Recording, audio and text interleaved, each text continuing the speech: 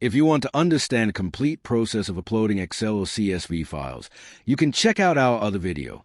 But in this tutorial, we'll specifically focus on the geocoding process. Once your data file is uploaded, set the unique ID and match all the attribute fields correctly. Now, under the plotting options, choose Geocoding. Next, select the country for geocoding. This should be the same country your dataset belongs to. Then, select the address-related fields from your uploaded data. For example, fields like house number, street, city, pin code, or state. Arrange these fields in the correct sequence to form a complete address line. For example, house number, street, city, and pin code.